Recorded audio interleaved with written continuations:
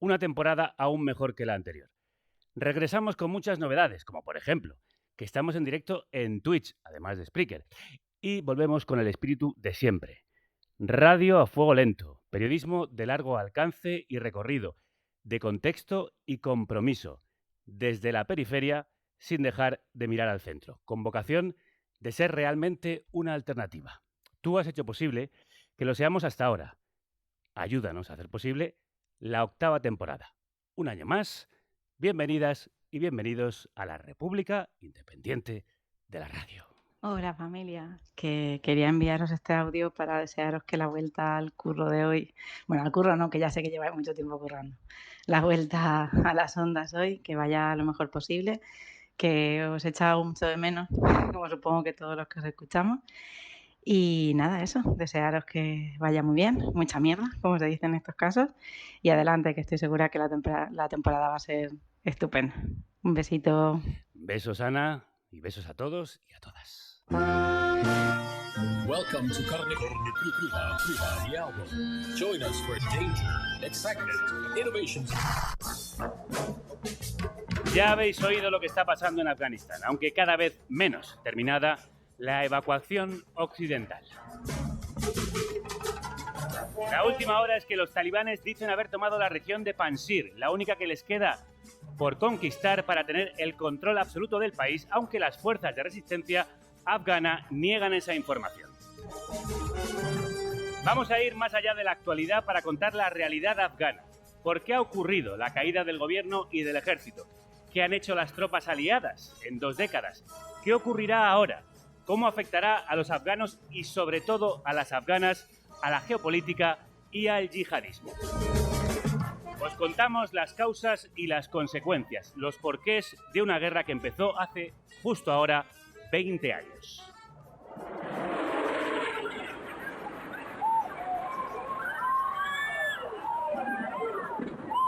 Con los atentados del 11 de septiembre de 2001 reivindicados por Bin Laden en nombre de su organización terrorista, Al-Qaeda. A continuación, Bush declaraba la guerra contra el terrorismo en todo el mundo. El líder de Al-Qaeda tiene mucha influencia en Afganistán y apoya al régimen talibán para controlar el país. El 7 de octubre ordenaba invadir Afganistán para derrocar al régimen fundamentalista talibán que daba cobertura al yihadismo. Los talibanes entregaban el poder, pero no el país, por cuyo control han seguido luchando desde entonces. Las tropas de la OTAN propiciaron la celebración de elecciones y la implantación de un gobierno al que se transfiere la responsabilidad de la seguridad del país a finales de 2014. La Comisión Electoral Independiente declara a Su Excelencia Dr. Mohammad Ashraf Ghani Ahmadzai nuevo presidente de la República Islámica de Afganistán. Pero eso no pacificó el territorio. El conflicto se convirtió en una guerra de desgaste que parecía irresoluble, hasta que Trump primero y Biden después decidieron ponerle fin. En febrero del año pasado, Donald Trump firmaba un acuerdo de paz con los talibanes en el que pactaba la salida de las fuerzas internacionales en mayo de 2021, a cambio de que los talibanes rompiesen con Al-Qaeda y el ISIS. Los talibanes están muertos, por lo que yo sé están acabados. Trump mintió o se equivocó. Biden igual. En abril de este año anunció la retirada definitiva, que se inició el 1 de mayo y planeaba finalizar el 11 de septiembre, coincidiendo con el 20 aniversario del atentado que lo empezó todo. No ha podido cumplir ni esa previsión ni ninguna otra. La probabilidad de que los talibanes se apoderen de todo y sean dueños de todo el país es altamente improbable. La guerra más larga ha tenido la huida más corta. El 15 de agosto los talibanes ya estaban en Kabul ante el colapso de un ejército y un gobierno afganos corruptos, débiles y divididos. Después de 2 décadas, los países occidentales tenían que salir a la carrera, evacuando a 120.000 personas entre personal de sus delegaciones, colaboradores afganos y familiares, en medio de un escenario de pánico y caos, en una operación que, sin embargo, Joe Biden o Pedro Sánchez, misión cumplida, calificaban de éxito. Misión cumplida hubiera sido asegurar la democracia y la vida. Sin embargo, la guerra que empezó hace 20 años para derrocar a los talibanes y al yihadismo termina con los talibanes en el poder y un atentado del ISIS con 200 víctimas mortales. El conflicto deja más de 170.000 muertos, unos 50.000 de ellos civiles, 2,6 millones de refugiados y un coste de más de 2,5 billones de dólares para Estados Unidos. Un nuevo Vietnam en el que los estadounidenses han arrastrado a otros muchos países, incluido el nuestro.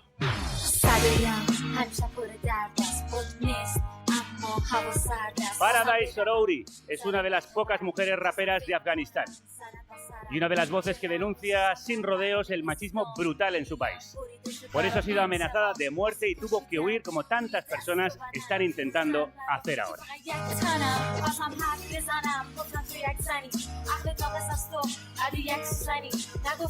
De las mujeres, de los que se quedan, de lo que les espera, hablamos hoy.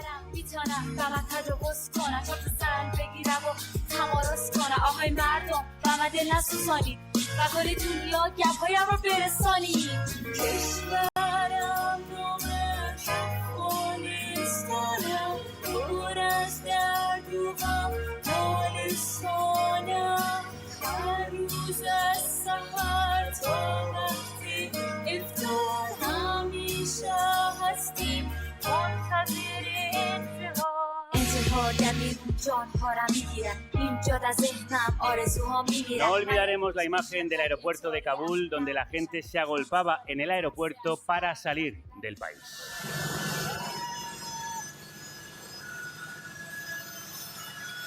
Uno de los que lo consiguió es Uyad. Su historia se ha hecho famosa. Ha conseguido llegar a nuestro país gracias a sus amigos que hicieron una petición en change.org. Uyad, crudos días. Salam aleikum. Buenos días. ¿Cómo estás? Hola. Muy bien, ¿qué tal? ¿Te imaginabas que tus amigos lo conseguirían? ¿Conseguirían sacarte de allí? Es que no lo esperábamos porque no lo sabíamos cómo hacerlo y bueno, cuando iniciamos la petición yo creo que no, pero eso fue muy rápido y no lo pensábamos así. Pensábamos que puede ser en el futuro, pero a ver, eso fue muy rápido en casi unos días. Pues ¿y cómo fue no esa lo salida? esperábamos así, eso fue increíble. Sí, increíble. ¿Y cómo fue la salida? ¿Cómo viviste tú esos momentos y qué pasó en el aeropuerto de Kabul? La salida fue muy difícil porque había muchísima gente afuera y dentro del aeropuerto. Y bueno, teníamos que esperar mucho y también por las puertas que estaban ahí. Una de las puertas, los talibanes estaban y no dejaban a la gente a entrar al aeropuerto y les pegaban. Pues de la puerta que nosotros entramos habían soldados y había un canal que tenías que bajarte ahí y después presentas los documentos que tenías a los soldados y si los documentos estaban verdaderas, Uh-huh. te dejaban. Pues eso fue muy difícil porque teníamos que esperar en el canal y bueno, había muchísima gente. Supongo que había mucho y miedo, por ¿no? todo. Pánico entre la gente que estaba en el aeropuerto. Sí, eso. Bueno, sí. Y también había muchísima gente que no tenía ningún documento, ¿no? Eso también lo sabe. Pero querían salir de país, por eso pues había gente que no tenían pasaportes, visados. Uyad, ¿cuáles eran los motivos, en tu caso, para salir de Afganistán? Es que nosotros con mi familia teníamos mucho miedo, porque nosotros somos de una minoría étnica que se llama Hazara. Por eso, de como habíamos experienciado el gobierno de los talibanes en 1996 y de lo que sabemos de los talibanes, ¿no? Que especialmente contra los hazaras, pues de eso teníamos mucho miedo porque lo que sabemos es cuando los talibanes entraron a Mazar-e-Sharif, que es una ciudad, Uh-huh. mataron a más de 7.000 de hazaras. Sí. Y también lo hicieron cuando entraron a Bamiyan, que es una provincia donde la gente son más de nuestra minoría étnica. Pues Ajá. teníamos mucho miedo de y bueno, eso fue el motivo. Tu padre y hermanos han decidido quedarse. ¿Cómo están y por qué lo han hecho? Yo tengo a mis hermanos aquí también. Ah. Es que sí, tengo 7 miembros de familia aquí. Algunos han venido y Pero- otros han quedado, ¿no? Claro. Y mis padres con 2 de mis hermanos que se quedaron en Afganistán porque no querían venir. Yo creo que fue porque pensaban que ya no puede integrarse en la ciudad, pues en la sociedad española o con la gente, no sé eso. ¿Qué te Pero cuentan? nos dijeron que no querían venir. Ujú. ¿Y has podido hablar con ellos? ¿Qué te cuentan de la situación ahora mismo en Afganistán? Sí, hablamos ayer y dicen que están muy nerviosos esos días, especialmente porque creo que lo sabes que ya había solo una provincia, ¿no? Que no estaba en las manos de los talibanes, que esta mañana también Parece que ha los caído Panjshir. talibanes. Sí, se llama Panjshir. Ujú. Pues en Kabul y en toda Afganistán hay la gente está muy nerviosa estos días y sobre todo mi familia, pues cuando hablo con ellos dicen que están muy nerviosos. Lógicamente. Ujat, ¿vosotros preveíais que en tan poco tiempo los talibanes se hicieran con el control del país? No, eso no, nunca. Y no sabemos por qué eso ocurrió, pero la gente afgana piensa que había algún contrato entre los talibanes y los Estados Unidos. Eso es lo que dice la gente afgana siempre. Y yo cuando estaba, por ejemplo, en Afganistán, eso es lo que pensaba la gente. Y sin contrato, yo creo que eso eso sería imposible porque teníamos más de 400.000 de soldados y los talibanes no son más de 50.000 pues. Y también con las armas que tenían, eso es que no entendemos. En casi 10 días todo ocurrió y o sea que eso la opinión no de los entendemos. afganos es que estaba pactado. ¿Perdón? La opinión de los afganos es que estaba pactado con el gobierno de Estados Unidos. Sí, eso es lo que pensamos nosotros. A ver, nosotros también, sí. Porque eso no lo entendemos. ¿Cómo es posible en un país con tantos soldados y armas y ya los talibanes ya están en toda Afganistán en más de 10 días y ya está? Es difícil de entender y eso vamos a tratar de explicar en el programa de hoy. Vale, Ujat, vale. te agradezco muchísimo que hayas estado en estos micrófonos. Te mando un abrazo muy fuerte y mucha suerte para ti y para tu familia. Muchas gracias. Inshallah. La historia de Hajjud podría hacernos creer que es fácil salir de Afganistán, pero nada más lejos de la realidad. La evacuación española se dio por terminada sin haber sacado a todos los afganos y afganas incluidos en los listados del gobierno. El Ministerio de Exteriores reconoce que ha dejado en tierra a ciudadanos que contaban con salvoconductos expedidos en la última semana para salir del país, aunque no quiere dar la cifra por razones de seguridad. Escucharemos otras historias de afganos en el exilio que intentan sacar a sus familias, ahora que no hay focos, como acá. Mi familia vive muy lejos de la capital. Es difícil mover de un sitio a otro en este momento. La verdad es que todos los medios se centraron en la capital y no tenemos mucha información de lo que está pasando muy lejos de la capital y sobre todo en las áreas rurales donde los talibanes están haciendo crímenes muy graves. Oculta su nombre porque teme por su hermana y por su madre. Él vino con una beca de estudios. Es autor de Afganistán, una república del silencio, un libro por el que, según cuenta, podrían matarle o acusarle de blasfemia. Está pendiente de conseguir asilo. Hoy analizamos qué ha ocurrido en Afganistán con nuestros aliados de la revista 5W. What? ¿Qué? Who? ¿Quién? Where? ¿Dónde? When? ¿Cuándo? Why? ¿Por qué? 5W. Crónicas de larga distancia. Vamos a intentar contestar a todas esas preguntas con la ayuda de los colaboradores de 5W y con Maribel Izcue, que es su redactora jefa. Bienvenida de nuevo, gracias por estar con nosotros una temporada más. Buenos días, Javier. Un placer estar aquí en este inicio de temporada. Sí, teníamos que empezar con Afganistán porque ha sido el foco de atención y queremos que lo siga siendo mientras haya cosas que contar allí. Ha sido la guerra más larga de la historia de Estados Unidos y acaba casi como empezó. ¿Cómo es posible, Maribel, que los talibanes doblegaran al ejército y las instituciones en tan poco tiempo?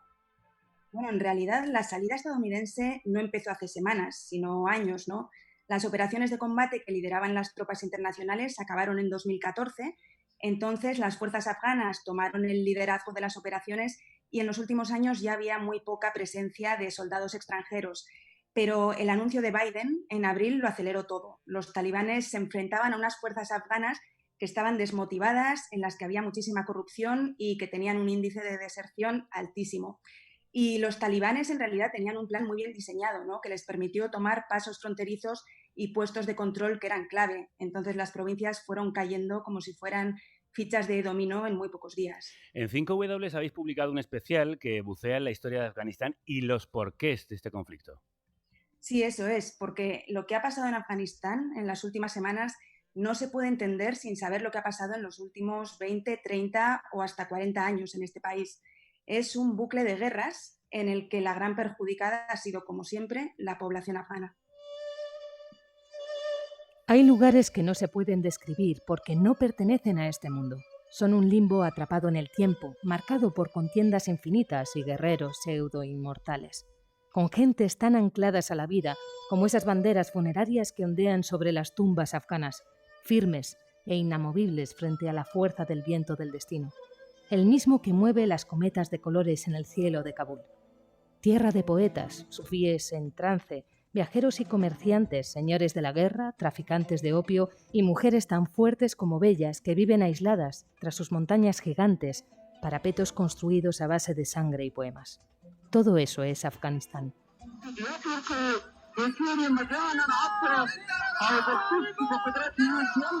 Escuchamos sonidos del Afganistán de la década de 1990. Una ejecución pública de los talibanes, vítores a ese movimiento, disparos de los señores de la guerra, son escenas recogidas en la serie documental Afganistán, la tierra herida, codirigida por la reportera de guerra Maite Carrasco, sobre 40 años de guerra en el país, que acaba de recibir en Berlín el premio Grimme de la televisión alemana. Maite Carrasco ha cubierto, entre otros muchos, el conflicto afgano y también es autora de la novela La Kamikaze, que muestra con crudeza la guerra en ese país. Maite, crudos días. Hola, ¿qué tal? ¿Cómo estáis? Encantado de saludarte. Parece que la historia reciente de Afganistán se repite en bucle, que ha estado eternamente en guerra. ¿Hubo una época feliz? ¿Y cuándo se torcieron las cosas? Pues bueno, la verdad es que haciendo esta serie documental, que es una serie de 4 capítulos, pues se ve perfectamente desde 1970 hasta hoy, que la última época dorada de Afganistán fue en 1970, ¿no? En la época del rey Shah, que fue su último momento de paz, digamos, y de prosperidad, ¿no? Fue un momento en el que pues había desfiles de moda en el Hotel Intercontinental, y había comilonas, ¿no? De toda la élite, había intelectualidad, había bares, por ejemplo, donde se podía fumar, y vamos, que nada que envidiar a las capitales europeas de aquel entonces, ¿no? Donde se cantaba salsa Aznavour, es decir, parecía París. Entonces el rey, el problema es que tenía muchísimos enemigos, ¿no? Porque aparte estaba rodeado, porque era la Guerra Fría, y la Unión Soviética pues quería poner sus manos a ella. Sabes que en aquella época tanto Estados Unidos como la Unión Soviética pues querían sus satélites, ¿no? Y Afganistán pues finalmente cayó del lado de los soviéticos. Y primero pues hubo un golpe de estado del cuñado del rey, de Daud Khan, y sucesivamente después hubo otros 2. Desde entonces Afganistán ha caído poco a poco en el abismo, ¿no? O sea, desde entonces no conoce la paz. También cuenta mucho sobre este país nuestro siguiente invitado. En Kabul, el negocio de la guerra sale a relucir sin complejos. Quizás ese es el motivo por el que la Casa Blanca cree que una cascada monetaria ganará este conflicto. Un viejo error del que parecen no poder escapar desde la victoria contra los nazis y el imperio del Japón. El dinero os hará libres. Esa es la táctica que creyeron que les funcionaría en Saigón, y así les fue. Afganistán es el Vietnam del siglo XXI, pero sin hippies y buena música, solo adictos a los videojuegos y a salvar el mundo. En La tierra de Caín es una crónica en primera persona sobre Afganistán del periodista, escritor y fotógrafo Amador Guayar, que ha vivido durante 10 años trabajando para medios locales e internacionales para la ONU, varias ONGs y la OTAN. Amador, crudos días. Buenos días. Tú llegaste a Afganistán en 2008, antes de que las fuerzas internacionales transfiriesen a las fuerzas afganas la seguridad del país en 2014, y permaneciste hasta el 18. ¿Cómo era la vida en Kabul cuando llegaste y cómo cambiaron las cosas en esa década? Bueno, cuando yo llegué en 2008, Kabul era una ciudad vibrante, llena de vida, muy diferente de las demás ciudades en Afganistán, a excepción de Herat y Mazar-e Sharif. Kabul era una isla donde miles de expatriados y cientos de miles de afganos se juntaban, y en aquella época fue justo, yo llegué unos meses antes de la última gran ofensiva de las fuerzas occidentales que empezó en la provincia de Helmand, que fue la última gran apuesta de Obama, por lo que todavía había mucha esperanza en construir a partir de esa constitución de 2004 que para los afganos seguía siendo papel mojado, pero ese año todavía había mucha esperanza. Kabul estaba salpicado todavía de ruinas por todas partes, pero se estaba construyendo a marchas forzadas todo tipo de infraestructuras, desde deportes hasta teatros, cines, bares, todo tipo de cosas. Era una ciudad que miraba al futuro. A medida que los años pasaron, y sobre todo a partir del 2014, que es el punto de inflexión en el que las tropas internacionales ya dejan de combatir y transfieren el poder al gobierno de Afganistán y a su ejército, a partir de ahí la ciudad se fue encerrando, los atentados fueron cada vez más sangrientos, los muros de las organizaciones internacionales y embajadas se construyeron cada vez más altos, la separación entre afganos y extranjeros era más que evidente. Unos vivían una realidad, otros vivían otra, y así hasta que llegamos yo me marché en 2018 con un país que miraba ya no al futuro, sino a pactaremos con los talibán o nos conquistarán, una de las dos cosas. Sí, exactamente. Están ahora mismo, perdón, Maribel, están mirando hacia atrás, eso te quería decir. Sí. Maribel. Sí, no, quería decir que hablamos estos días, ¿no?, de la vuelta o el regreso de los talibanes porque han tomado Kabul, pero en realidad nunca se fueron de Afganistán, ¿no? Lo que decía, durante la ocupación estadounidense seguían controlando distintas zonas del país, pero en general se mantenían lejos de las capitales provinciales, ¿no?, que era donde se estaban concentrando los avances. Para ACA, el primer error fue negociar con ellos. El error más grave era la conversación de paz con los talibanes, porque esto les dieron al grupo un reconocimiento. Había un acuerdo entre Estados Unidos y los talibanes. 5,000 prisioneros de los talibanes fueron liberados de cárceles y ellos hicieron crímenes muy graves. Así que esto era uno de los errores más grandes, pero hicieron muchos otros errores. Para vosotros, Amador, Maite, ¿cómo ha sido posible que el gobierno, las estructuras y las instituciones construidas y asentadas en estos 20 años se hayan desmoronado a esta velocidad?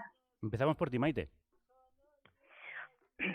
Bueno, yo creo que básicamente pues ha sido unos pactos, ¿no?, secretos que desconocemos hasta el momento, de los que sabremos más adelante, pero está claro y es oficial que los talibanes estuvieron negociando en Qatar y sellaron un acuerdo con la administración de Trump. Eso es oficial, es decir, es información que todo el mundo maneja, pero que no se conoce lo que se firmó. Eso es lo que pasa, que es más bien secreto, ¿no? No se sabe muy bien si llegaron a pactar pues que no dieran refugio a Al-Qaeda, que tengan cuidado con lo del terrorismo internacional, no lo sabemos, lo vamos a saber con el tiempo, ¿no? Pero con los talibán nunca se va a poder negociar. Es un error pensar que ellos van a pactar y que van a llevar a cabo, ¿no?, que todo lo que se firme en un contrato lo van a cumplir. Eso es evidentemente que no va a ocurrir, y además también lo que contaba ahora mismo también, me parece que era presidente de la Asociación de Afganos en España, que la gente piensa que se ha negociado por la espalda, pues también hay mucha gente, ahora mismo muchos diplomáticos, muchos académicos están pensando que efectivamente el gobierno de Ghani dio las llaves directamente a los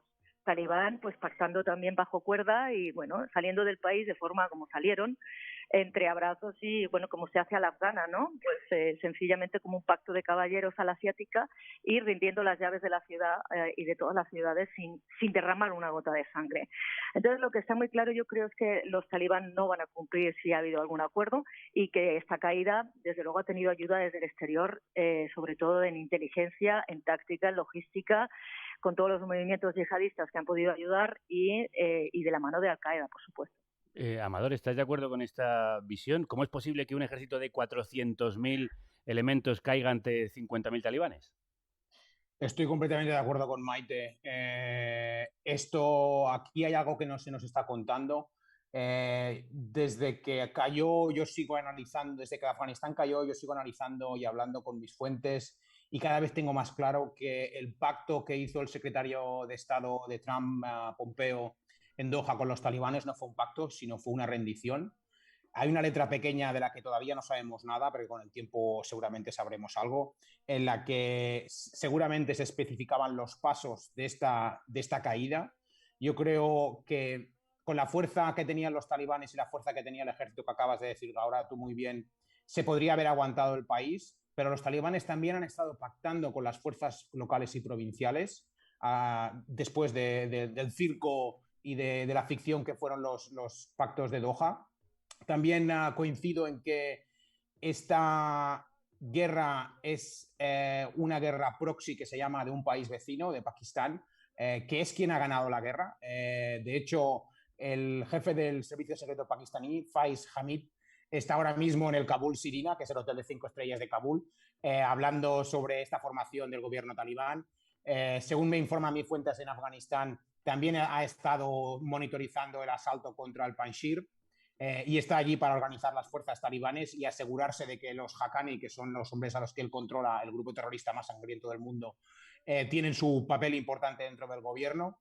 Así que esta no es solamente una derrota de Afganistán y de Occidente, sino es una victoria del país que ha ayudado, apoyado y hospedado a los talibanes durante todo este tiempo. Pues a Pakistán, precisamente nos vamos. La llegada de los talibanes ha hecho que ahora mismo la entrada a Afganistán sea muy complicada. Muchos de los periodistas extranjeros que ya se encontraban allí y también muchos informadores locales fueron evacuados, Maribel. Sí, ahora con las evacuaciones finalizadas, ¿no? Pakistán, que comparte una frontera que tiene más de 2.600 kilómetros con Afganistán, es el objetivo de miles de afganos y afganas que intentan huir. Allí está Miquel Ayestarán, uno de los fundadores de 5W, al que le hemos pedido que nos cuente cuál es la situación actual en el punto fronterizo de Torham. La sensación en la frontera de Torham, que es la frontera que yo he podido visitar, es de una aparente normalidad. Realmente una de las cosas que más me ha extrañado ha sido ver esa buena sintonía entre los militares pakistaníes y los talibanes, separados apenas por una puerta. Tienen una relación pues parece que muy buena, y de hecho los militares pakistaníes lo que nos han confirmado es que varios empleados del antiguo gobierno son ahora los que llevan la gestión, y la frontera pues no han tenido prácticamente ningún problema, ¿no? Simplemente han hecho cambiar la bandera. Ahora está la bandera del Emirato y son los talibanes que la están gestionando. Eso sí, la frontera está abierta solamente, fundamentalmente para uso comercial. O sea, los camiones están pasando en una dirección y en otra. Y en el tema del paso de personas está muy regulado. De Afganistán a Pakistán solamente pueden salir los que tienen visado, que son muy pocos. Lo que más me ha llamado la atención es que desde Pakistán al otro lado de la frontera sí que están cruzando. Hay un goteo constante de afganos que están volviendo a casa, están volviendo al Emirato, gente que salió cuando estaba el antiguo gobierno y que ahora pues están volviendo a sus casas, ¿no? ¿Esto cómo se explica? Fundamentalmente porque digamos que son familias pastunes que viven a los dos lados de la frontera y siempre se han movido sin ningún tipo de visado, ¿no? Es una frontera muy porosa, es una frontera donde había muchísima movilidad a un lado y a otro, y al final son grandes clanes pastunes, ¿no? Con lo cual pues la gente, esté quien esté en el poder en Kabul, ellos siguen volviendo, ¿no? Y es una de las cosas que más me ha llamado la atención. Esté quien esté en el poder en Kabul, cuenta Miquel. También nos habla sobre cómo se ve en Pakistán el regreso de los talibanes al poder en el país vecino. He visitado la madrasa donde estudiaron los grandes líderes talibanes, tanto el Mullah Omar como Jalaluddin Haqqani, y lo que estoy percibiendo es una talibanización de Pakistán.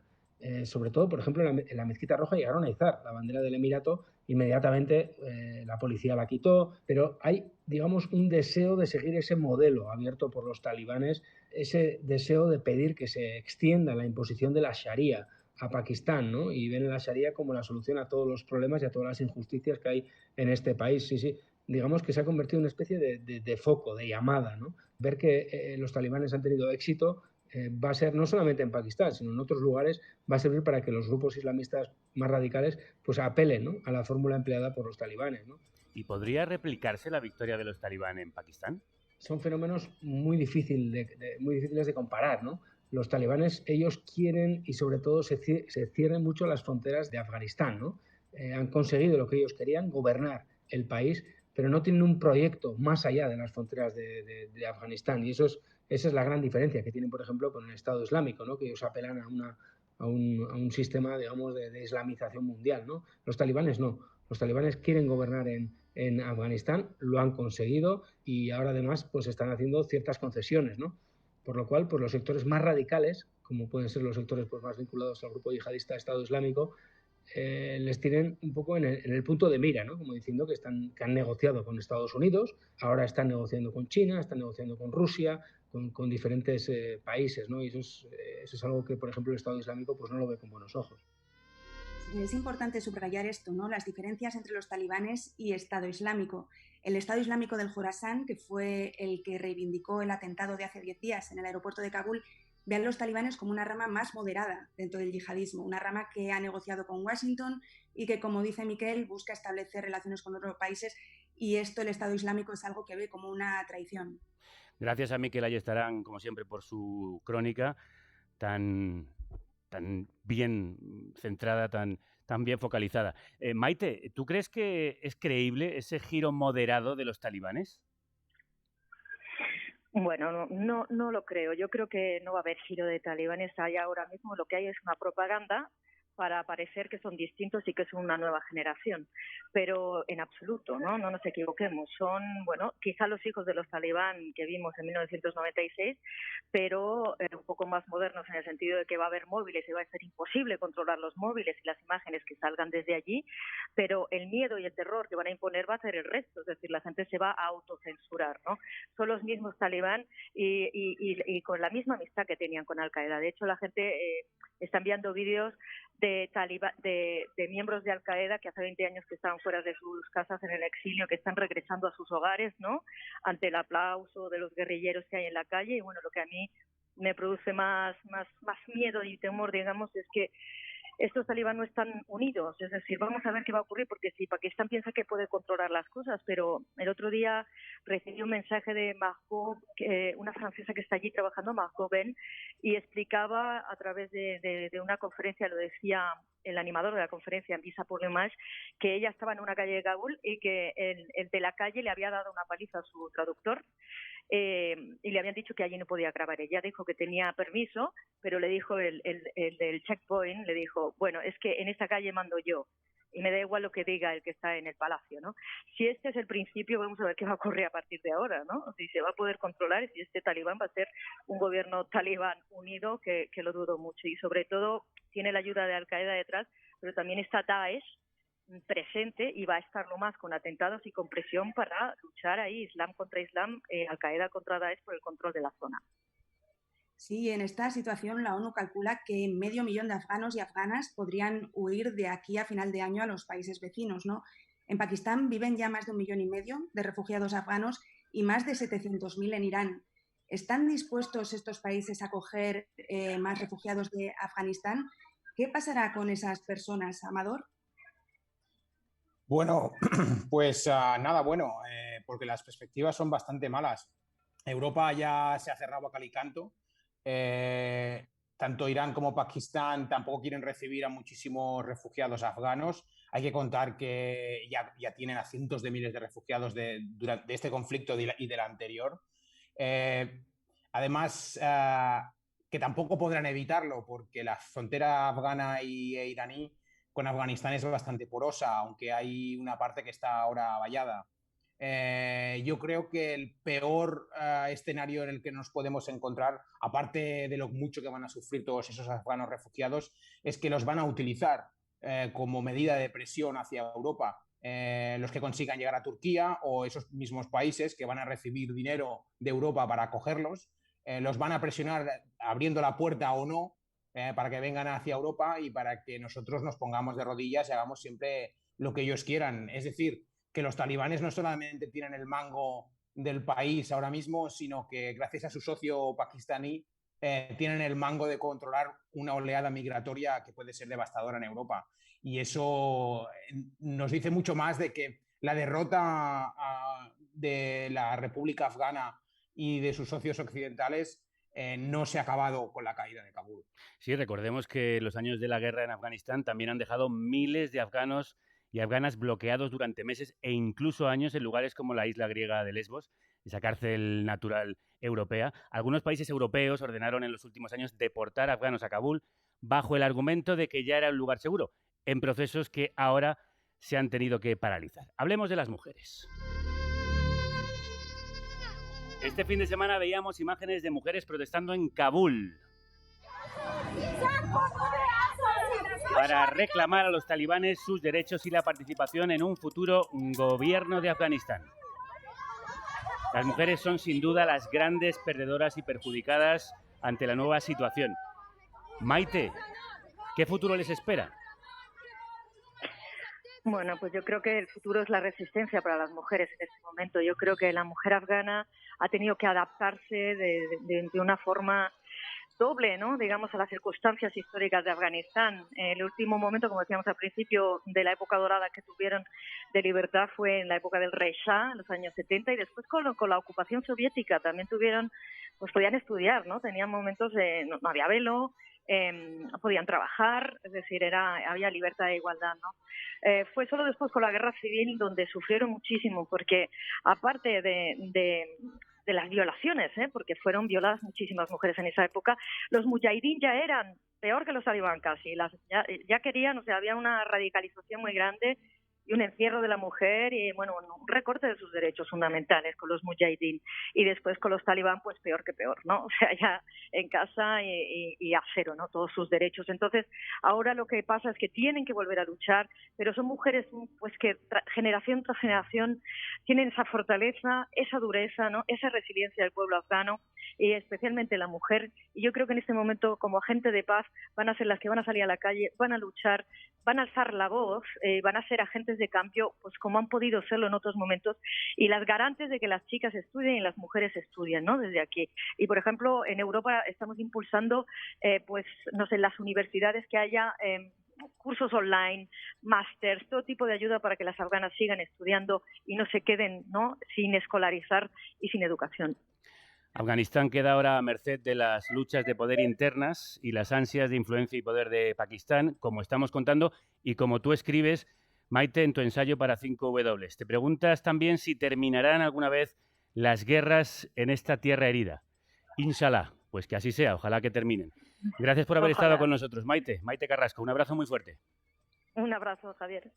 Hay miles de personas, entre ellos colaboradores de las fuerzas occidentales que no pudieron ser evacuados desde el aeropuerto de Kabul. Hemos hablado con familiares que están intentando ayudarles a salir. Soy la única que vivo aquí en España de parte de mi familia y ellos siempre me piden ayuda. Estoy intentando, pero no sé cómo puedo hacer y dónde voy a ir para que pueda ayudar a mis hermanas, porque ellos están en peligro y no tienen futuro, no saben si mañana los talibanes encuentran, pues lo matarán. Incluso ellos tienen niños y hace más de una semana que no he hablado con ellos. A ver si tenemos suerte y el gobierno de España nos ayuda. Seguimos hablando de mujeres afganas. Crudos días. A esta la llaman Ro, como a mí. Sí, Rocío Gómez, bienvenida de nuevo a la 8ª temporada de la República Independiente de la Radio. Bienvenida, bien hallada. Nos presentó a Ro CEAR, la Comisión Española de Ayuda al Refugiado, que llevan años, ya lo sabéis, pidiendo corredores humanitarios para que las personas que salen de países como Afganistán no sufran lo que Ro pasó. No es muy fácil una chica joven y soltera que salga de su casa y que deja su casa y que vaya a otro país. He venido con muchas dificultades desde Irán a Turquía, desde Turquía a Grecia. He estado más de 3 meses en Grecia y Rumania porque las fronteras estaban cerradas. Hasta hace 2 semanas la Unión Europea seguía deportando a afganos porque consideraban que aquel era un país seguro. No lo era para Ro, que llegó en 2017, ahora tiene asilo, un bebé de 2 años al que oíamos así de fondo, y estaba, antes de que empezase la toma de los talibanes, estaba tramitando la carta de invitación para otra hermana. Para las mujeres no hay posibilidad para estudiar, ni para trabajar, ni para nada. Solo pueden estudiar 6 años, nada más, y después tienen que casar con alguien que los talibanes obligan. Y la familia no puede cambiar nada. Todo el mundo sabe que los talibanes cómo son y cómo hacen. Y estos talibanes son de antes, no han cambiado nada y son el mismo talibanes de 20 años. Ella los conoce bien. Desde que los talibanes tomaron el país han organizado, Roy y sus compañeras, una manifestación para pedir que les dejen traer a sus familias y están organizando otra. Estos últimos días que estoy muy preocupada, sufro mucho por mi familia porque están en peligro. Tengo hermanas que son profesores y mis cuñados trabajaban con gobierno y ahora están en peligro y estoy intentando ayudar a ellos, pero de momento no he podido hacer nada y no tengo contactos directos con ellos porque ellos no tienen móvil, porque si tengan móvil los talibanes encontrarán y están escondidos y no están en sus casas. Esperamos que Ro y sus compañeras consigan traer a sus familiares. Muchas gracias, Ro. Inshallah, muchas gracias a vosotros. Inshallah. Y gracias a quienes seguís al otro lado y hacéis esto posible un año más.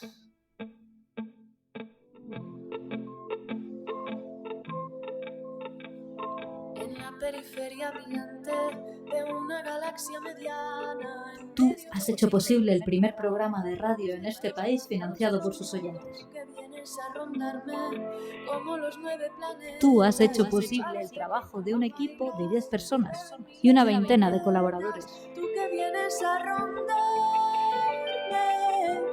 amárrate a mí. Tú has hecho posible otra forma de hacer periodismo y de contar la realidad.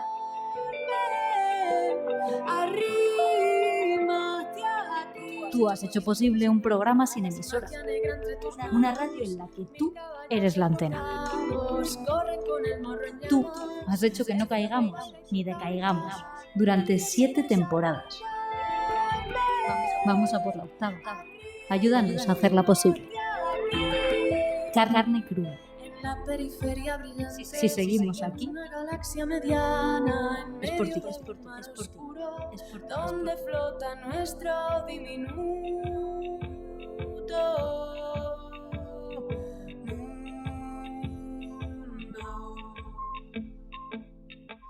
Gracias a ti podemos seguir en esta periferia brillante haciendo programas como el de hoy. Maribel, ¿por dónde seguimos? Sí, por los orígenes de esta situación que los conoce muy bien Mónica García Prieto. Hace un tiempo en Revista 5W publicábamos su análisis Terror en nombre de Dios, los orígenes, que es un recorrido histórico por el yihadismo contemporáneo de Afganistán a Siria. Una crónica que sigue vigente y recomendamos leer en la revista. Arranca en plena Guerra Fría. El sonido de las aspas del helicóptero sesgando el aire inunda los primeros segundos del vídeo grabado en 1979. Una engolada voz en off anuncia el viaje del asesor de seguridad nacional del entonces presidente de Estados Unidos, Jimmy Carter, a Pakistán, para agrupar una resistencia. En la explanada aguardan oficiales pakistaníes con uniformes verde, oliva y gris. Mujahidines afganos también esperan al extranjero, con las cabezas envueltas en turbantes. El contraste no puede ser más radical. Conocemos vuestra firme creencia en Dios y confiamos en que vuestra lucha tendrá éxito. Esa tierra que hay allí es vuestra y volveréis a ella porque lucháis para triunfar, para recuperar vuestras casas y vuestras mezquitas, porque vuestra causa es justa y Dios está de vuestro lado. Por un lado, la escena que escuchábamos sucedió en plena Guerra Fría, cuando el único enemigo en ese cálculo de Estados Unidos internacional era la Unión Soviética. O sea, el objetivo era derrocar a la Unión Soviética. Y de ahí que se arme a los mujahidín afganos, siguiendo la lógica de que el enemigo de mi enemigo es mi amigo, ¿no? Pero no sé si se llegan a calcular las repercusiones de entrenar y armar a una facción religiosa, que es de donde termina saliendo finalmente Al-Qaeda, ¿no? Sobre todo con todos los agravios históricos que tenía Occidente a su espalda y muy en especial Estados Unidos. Estados Unidos, Arabia Saudí y Pakistán estuvieron detrás de esa facción de la yihad liderada por Osama Bin Laden, que, como cuenta Mónica García Prieto, es el germen de Al-Qaeda. Sí, y para entender el papel de Estados Unidos, Mónica se remonta a varios momentos clave. Uno de ellos, para entender lo que está pasando, por supuesto, es el 11S. Y luego hay otro momento histórico, que es la invasión de Irak y de Afganistán tras el 11S. En ese momento, la careta, digamos, de Estados Unidos cae por completo, invade Afganistán e Irak sin que tenga ningún vínculo directo con el 11 de septiembre y encima a lo largo de estos 20 años los crímenes contra la población civil pues han sido muchos. Y eso sí que ha aumentado el odio de los musulmanes hacia Occidente. Y gracias a ese odio ha aumentado el fortalecimiento de organizaciones extremistas islamistas que pretenden llegar al poder con las armas. Y ahora mismo el escenario es que se ha demostrado que eso puede suceder porque además Estados Unidos pacta con ellos, como a los talibán. Ahora, tras la salida de Estados Unidos y la llegada al poder de los talibanes, algunos expertos temen un espaldarazo al yihadismo, tanto en Oriente Próximo como en el Sahel y el norte de África. ¿Qué supone la toma de Afganistán para el yihadismo actual? Después de 40 años luchando contra los invasores, ya sean soviéticos, ya sean occidentales, estadounidenses, los mujahidín, llámese los talibán, llámese Al-Qaeda, los podemos llamar de muchas maneras, han ganado. Y llega un momento en el que la comunidad radical islamista estaba en horas bajas, con lo cual le viene muy bien este chute, digamos, de credibilidad en sí misma, porque la caída del Estado Islámico en Irak y en Siria les supuso un fuerte golpe para su credibilidad. Pero en el tablero yihadista hay distintos actores que conviene diferenciar.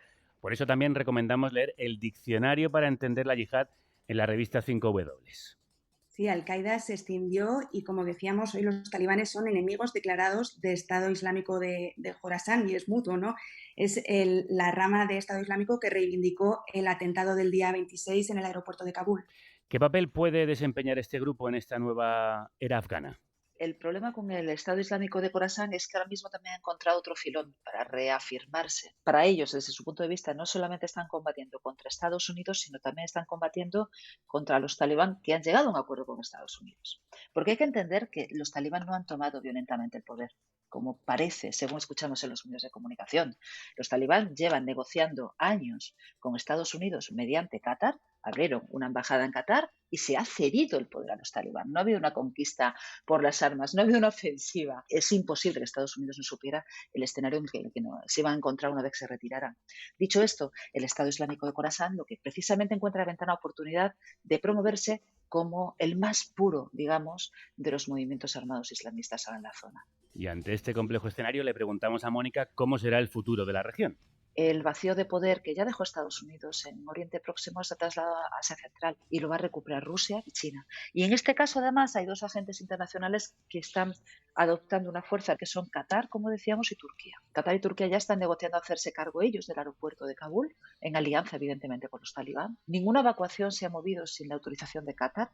Qatar ha sido el país que más refugiados ha ayudado a evacuar. Entonces, bueno, pues todo esto no lo hace gratis, evidentemente, tiene un proyecto. Y Turquía lo mismo, Turquía también está tomando un papel bastante importante porque a Turquía ya no le sirve solamente ser un agente esencial en Oriente Próximo, quiere ser un agente esencial global, universal, allá donde haya musulmanes, ¿no? Siempre recomendamos seguir y leer a Mónica García Prieto. En esta ocasión, Terror en el nombre de Dios, los orígenes de Afganistán a Siria, recorrido histórico por el yihadismo contemporáneo, que podéis encontrar en la revista 5W, que está haciendo un esfuerzo especial para explicar todo este conflicto con charlas en Twitch y un profundo análisis con reportajes que permiten entender lo que ha ocurrido, lo que está ocurriendo en Afganistán. Y para seguir ahondando en ello, tenemos con nosotras a Ana Ballesteros Peiró, que es gran conocedora de Afganistán y de Pakistán, es doctora en estudios árabes e islámicos e investigadora asociada del Centro de Información y Documentación Internacional de Barcelona. Ana, crudos días. Hola, crudos días. Pakistán y Afganistán a menudo se contemplan como un solo escenario de guerra. ¿Qué papel ha jugado Pakistán en la nueva llegada de los talibanes al poder? Pues un papel fundamental, un papel, ya lo decía antes también Amador, ¿no? Una guerra por delegación, más bien una guerra teledirigida, ¿no? Desde Islamabad y Rawalpindi. Los talibanes han sido los peones de la profundidad estratégica, los intereses de Pakistán en Afganistán y están, de hecho, no ocultan su felicidad y están celebrando la victoria talibana en Afganistán. Decías hace poco, Ana, que los talibanes han cambiado su forma de hablar con el mundo, pero siguen siendo los mismos que violan derechos y cometen crímenes de guerra. ¿Qué perspectivas hay de que obtengan reconocimiento internacional? ¿Qué países están dispuestos a mantener relaciones con el ahora Emirato Islámico de Afganistán? Sí, buena pregunta, y además es muy interesante ver ahora qué países van a aceptar acudir o estar presentes en el anuncio del nuevo gobierno talibán. He visto hace poco que el portavoz talibán ha dicho que han invitado a Turquía, China, Rusia, Irán y Pakistán a la ceremonia de inauguración de su gobierno, ¿no? Que están todavía componiendo o recomponiendo. Al final, Pakistán obviamente los va a reconocer, y luego el resto de actores, si están contentos de que Estados Unidos se haya retirado de la región, no dejan de estar preocupados porque un escenario de inestabilidad en Afganistán les va a perjudicar muy directamente. Pero hemos visto que China y Rusia parecían bastante a favor de lo que estaba sucediendo en Afganistán. ¿Cómo crees que va a afectar a los bloques este y oeste, todo este movimiento que está sucediendo en el país? Sí, China y Rusia están contentos de que Estados Unidos no esté ya presente en lo que consideran su área de influencia o su vecindario, ¿no?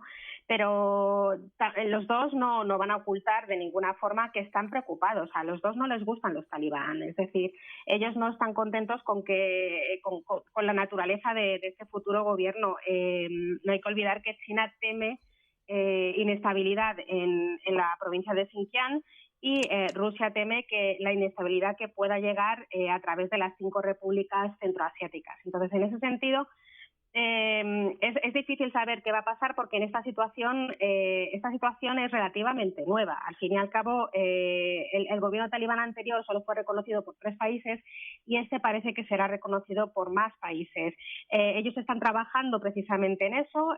Tanto China como Pakistán están intentando que los talibanes cambien su naturaleza, ¿no? Su forma de hacer las cosas. Y estamos viendo que no han cambiado particularmente su ideología, ¿no? Entonces ahí es difícil augurar qué puede ocurrir, pero yo no veo que ni China ni Rusia estén especialmente relajados con el escenario que tenemos en la actualidad. Sí, ahora con los talibanes en el poder, ¿se recrudecerá el terrorismo en la región? Amador, ¿crees que habrá más atentados dentro y también fuera de Afganistán? Bueno, eso es difícil de predecir, pero yo creo que no habrá tantos atentados.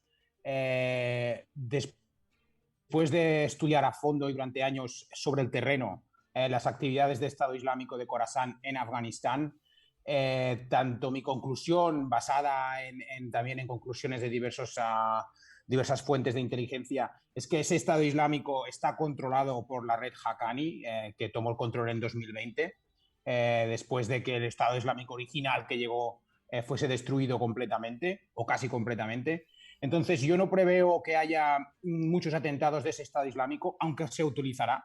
Y lo utilizarán como lo han estado utilizando hasta ahora los talibanes, como paraguas para conseguir cosas, ya sea muy sangrientas o ahora cosas de Estados Unidos. Yo creo que sí que habrá mucha distensión entre los grupos talibanes.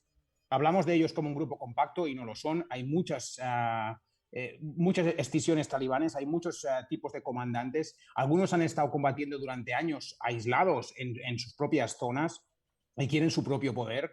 Entonces va a haber problema dentro del gobierno talibán, sobre todo también porque la balanza entre los Haqqani, que es el control de Pakistán, y los talibán originarios de Afganistán, representados por el Mullah Baradar, se puede romper en cualquier momento y va a haber escisiones como siempre las ha habido. Estamos olvidando que hasta hace muy poco los talibanes han tenido grandísimas batallas entre sí. Ha habido masacres inmensas, tanto en Kandahar con el Mullah Rasul, que se extinguió, sobre todo después de la muerte del Mullah Omar. Entonces, los grupos talibanes han estado luchando entre ellos todo este tiempo. Eso no va a cambiar. Y ahora que hay unos en el poder y otros no, eso va a incrementar esas diferencias, que además hay que tener en cuenta que las minorías étnicas también intentarán utilizar para protegerse de los más extremistas. Sí, hablemos de esas minorías étnicas, porque aparte de las escisiones internas, los talibanes afrontan un mapa muy complejo de etnias y tribus en su país. Acá, la voz anónima que os presentamos anteriormente pertenece al pueblo hazara y teme que haya un genocidio contra esa etnia, las mujeres y todos aquellos que se mostraron a favor del antiguo gobierno. Los talibanes ahora quieren hacer una venganza contra los pueblos pequeños, los grupos minoritarios que estaban de acuerdo con la presencia de las fuerzas internacionales. Como ellos tienen mucho odio y ahora tienen muchas armas y la gente no tiene nada, absolutamente nada, y son muy pobres y no pueden hacer una resistencia así significativa. Entonces, ¿qué podría ocurrir? Puede ocurrir lo que ha pasado. Yo tengo mucho miedo de que la historia se repite otra vez. Ana, ¿serán los talibanes capaces de formar un gobierno estable que incluya esas etnias y tribus minoritarias y que legitime, que sea legitimado dentro de casa? Qué pregunta más complicada. No puedo responder a esa pregunta. Solo puedo ver, en todo caso, que no creo que vayan a compartir el poder con las minorías. Los talibanes son totalitarios, son autoritarios y no les veo haciendo un gobierno de consenso. Es decir, la idea de hacer un gobierno de consenso para los talibanes a punta de Kalashnikov y así no hay consenso y así no va a haber reconciliación. Afganistán está bajo el control total de los talibanes, con excepción de un reducto que podría haber caído. Las informaciones son contradictorias. La provincia de Panjshir, donde se ha concentrado la resistencia contra el régimen, los talibanes dicen haber tomado el control, pero la resistencia dice que no es así. Amador, ¿sabes mejor que yo cómo es la situación en este momento? Bueno, es una situación muy complicada. A mí la información que me llega es la misma que tú estás dando. Por un lado, los talibanes afirman que han llegado al centro provincial y han proporcionado ciertas imágenes, y yo puedo certificar que el edificio en el que izan la bandera es el edificio del centro provincial, porque he estado ahí. Pero eso no significa que hayan conquistado el Panjshir. El centro provincial está en el centro del valle, pero lo realmente complicado es ocupar el valle en sí. Yo creo que aquí tampoco se nos está contando toda la verdad. Los Panjshiris, que básicamente el valle está dominado por dos familias, los Masud y los Rabbani. A mí me informan que pasaron por Pakistán, pactaron con los talibanes, por eso ha habido una especie de tregua con algunas escaramuzas aquí y allá durante el tiempo en que los talibanes han conquistado, pero los talibanes, como no pueden controlar a todos sus grupos, una parte del ala más extremista, sobre todo vinculada a la red Haqqani, empezaron a atacar hacia el Panjshir en un momento en que los talibanes no querían, porque ellos ahora quieren presentar un país estable y para obtener esa legitimidad internacional. Los Panjshiris, ese trato que tenían y que todos sabíamos que no iba a durar nada, efectivamente se rompió, y los Panjshiris esperaban que cuando ese pacto se rompiese, cierta ayuda internacional llegase. Ayer mismo se confirmó que tanto el ex vicepresidente Saleh, ahora presidente autodenominado presidente de Afganistán, y Massoud pidieron ayuda a los Estados Unidos, y ayer mismo Estados Unidos, según me llega a mí la información, les denegó cualquier tipo de ayuda, así como cualquier otro país. Es decir, que el Panjshir es un sitio infranqueable si tienes los hombres y el equipo. Sin los hombres para combatir, y hay que contar que ahora el Panjshir básicamente tiene soldados que rondan entre los 13 y 15 años y más de 40 a 50 años. Les queda muy poco hombre joven, ya sea porque han muerto combatiendo o porque ya han huido. los comandos resistentes que estaban allí, que huyeron y que escaparon para salvar la vida, no tienen la fuerza para defender el valle. El Panjshir quizás no ha sido tomado del todo todavía, como las informaciones indican. Los talibanes dicen que sí, el Frente de Resistencia Nacional dice que no, pero yo no le auguro una resistencia futura demasiado grande, porque hay que tener en cuenta que las shuras, que son los consejos tribales que rigen todo Afganistán, cada pueblo tiene una shura, cada provincia tiene una shura. Los consejos de ancianos del Panjshir ya han dado su mano a torcer y entienden que sin ningún tipo de ayuda internacional lo que tienen que hacer es adaptarse a los nuevos tiempos, encontrar una manera de convivir con los talibanes, seguramente no dejándoles entrar demasiado al valle.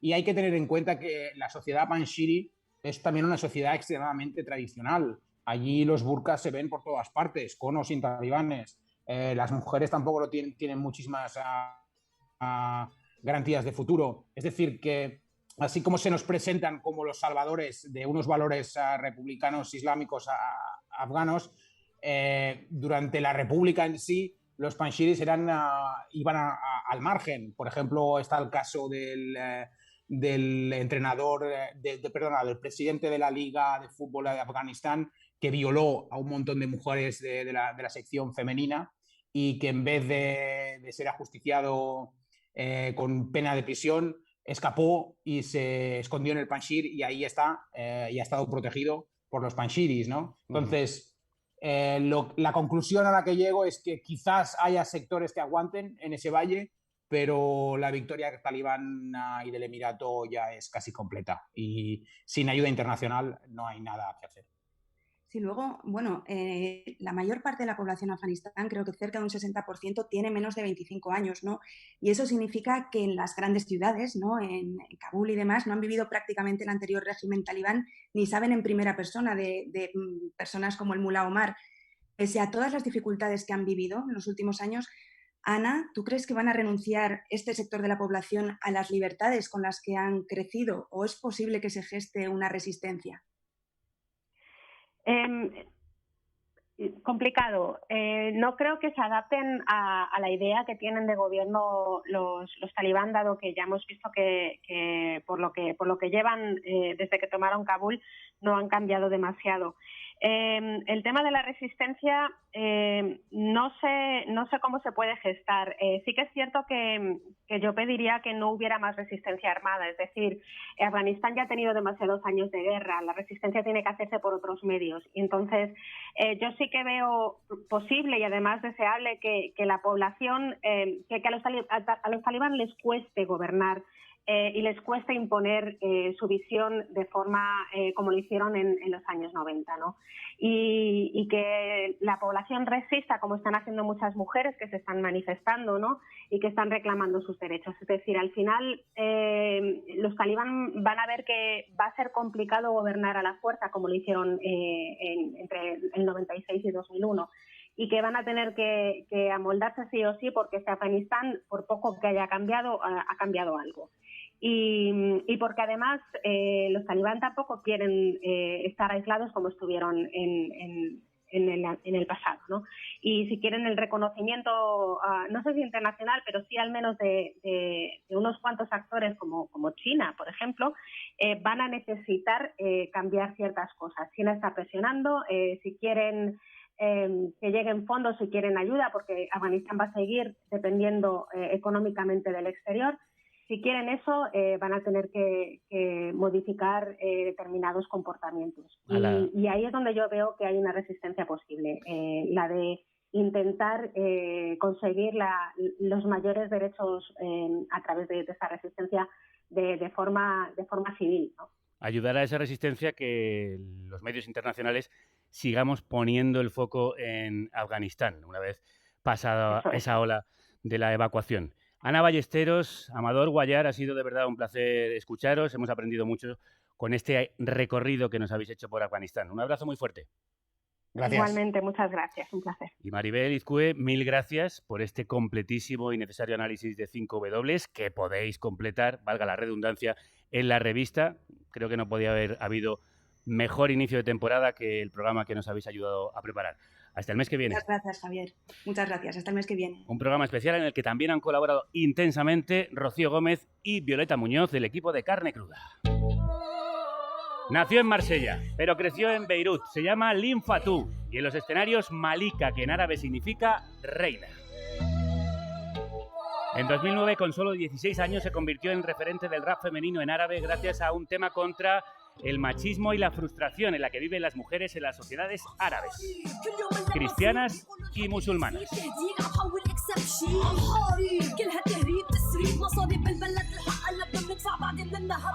Esto se llama I'm Fighting, estoy luchando. Como también están luchando muchas mujeres en Afganistán que han salido a la calle a protestar y han sido duramente reprimidas por los talibanes.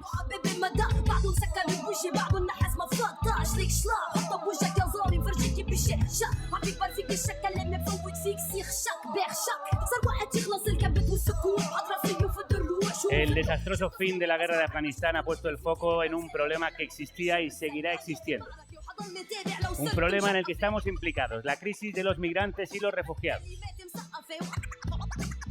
Está muy bien que se reconozca el derecho de asilo a los afganos y afganas que han colaborado con las potencias extranjeras, pero al mismo tiempo nuestro país, nuestros países ponen barreras a otras muchas personas en la misma situación.